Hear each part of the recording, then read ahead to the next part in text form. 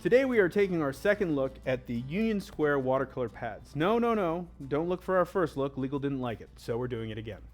Today we're going to be talking about Union Square watercolor pads and the two different types, hot press, cold press.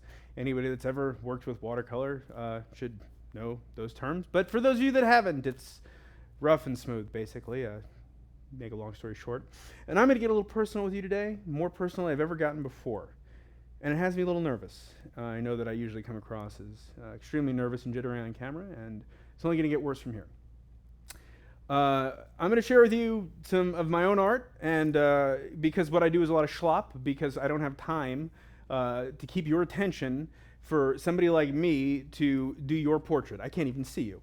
But just to start, real quick, watercolor blocks, okay? I might have said pads, and that would be a mistake. These are blocks. What's the difference? A block, unlike a pad, has all the paper sealed on all sides. Now that sounds like a huge inconvenience and waste of time. How am I supposed to turn the page? Well, with watercolor, you're not. You need to make sure that when you're doing watercolor, you shouldn't be worried about the paper buckling from getting too wet. And by making sure there's binding on all sides, yet still a way to get underneath it to separate it once it's dry, it prevents you from worrying about buckling. So this is our cold press paper, and as you can see, it doesn't come up. Now, when I'm ready to, usually, depending on the type of block, there's like a corner or something that will lift, and you just, slide a butcher's knife, a butter knife, a palette knife, a machete, something that will slowly release it because you want to eventually, hopefully hang it, frame it, or throw it away. So over here I have, behind door number 2, my sister's a real artist. She likes to paint and get things onto the canvas. She lets the crazy out. She paints this. Oh, I love her. She's my sister, and I love her so much. She knows that.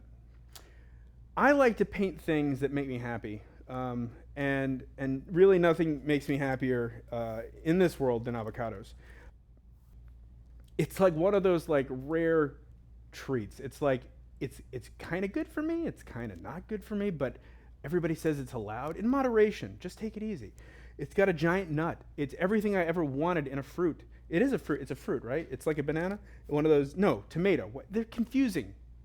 To me, a tomato is a vegetable because I put it in a salad, but it's not, right? Why are we talking about this?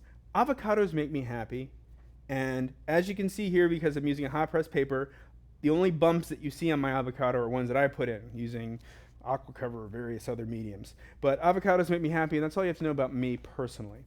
Now, regarding the paper, we're going to just show a little bit about the cold press and how it's important that since you're not actually touching this paper, if you're watching this at home on your computer, you're not in one of the Jerry's Adorama many retail stores where you get an opportunity to touch things.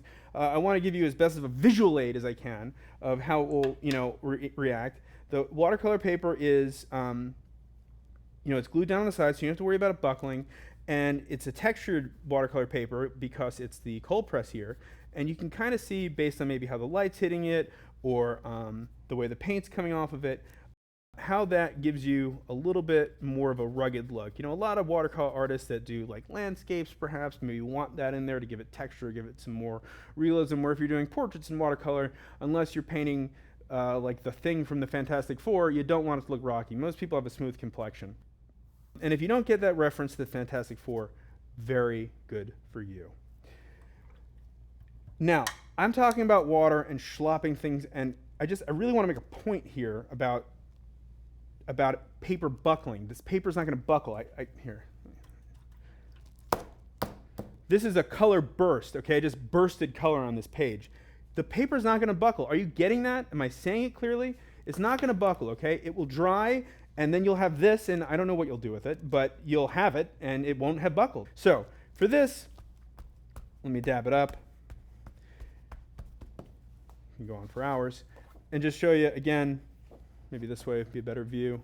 It's not buckled, buckling, the wrinkling coming out like that. And really, again, it's not that that's a new thing. Blocks have existed for a long time, but at the price and the quality that you get with Union Square, you just can't beat it. You can try, but you'll just be wasting your life. Don't waste your life. Union Square.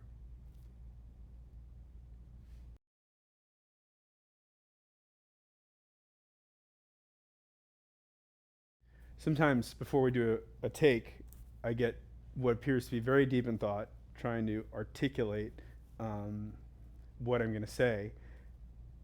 But in all seriousness, it's like a bunny chasing a squirrel in a circle is what I'm thinking about. Like, but it just looks impressive.